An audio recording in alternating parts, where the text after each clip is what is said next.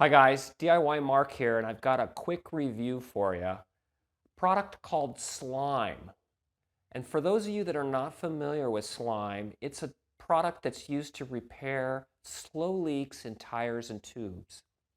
My scooter here has got a slow leak in the rear tire. I can inflate it to like 40 psi, and then overnight it'll deplete down to about 15. So that makes it a good candidate for a product like Slime. And the way it works is you put it inside the tire or tube, and then as it's spinning around, it will seek the hole, and as it hits the external air, it'll dry into a plug, obviously plugging the hole in your tire. So I thought I'd take you along for the ride. We'll go through how to install it, and we'll see how well it works. So just following the instructions on the back of the bottle, the first step is to determine how much slime product you need to insert into the tire.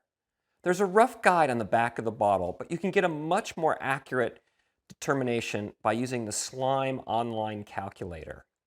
For my small scooter tires, it looks like just about 6 ounces is recommended, which is just short of one bottle.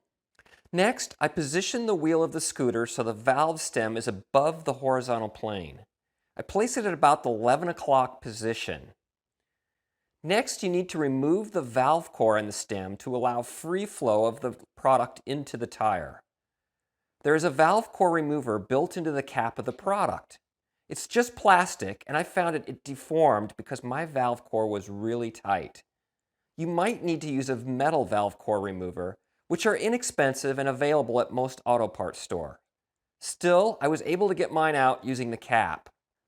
Next, they instruct you to remove any objects that have punctured the tires, like nails, thorns, or whatever.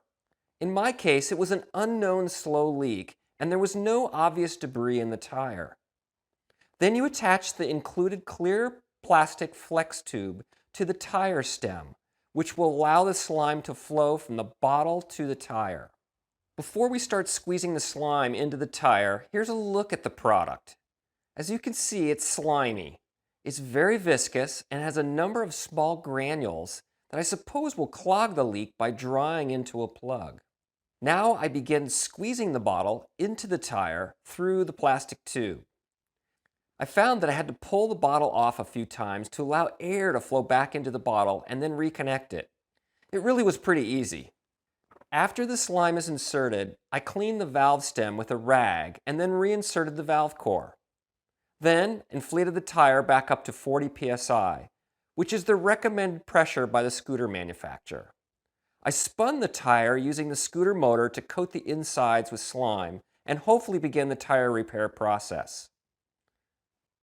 So the next step is to take the scooter for a ride a bit and keep the slime spinning and distributed, and we'll see how well it does. It's been about a week now since I put in the slime, and actually I've ridden the scooter several times since then. Each time I went out, I checked the tire pressure before I left. And on the first day, it lost a lot of pressure. Not quite as much as before, but I was concerned it didn't work. But actually, I'm happy to report now that it's holding pressure. I aired up the tires 2 days ago, and it's still reading 40 psi.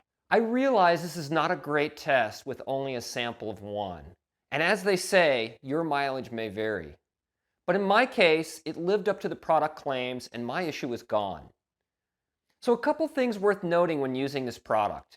Since you're putting a liquid into the tire, it wants to flow down to the bottom and it can make the wheel out of balance. I noticed a bit of vibration when I first took off, but it kind of quickly dissipated as the product redistributes itself around the tire. But that might be more of a problem on a larger diameter wheel like on a bicycle. So all in all, I would recommend this product and I would rate it 4 stars. It's relatively inexpensive and it just cost me $7 and it solved my problem.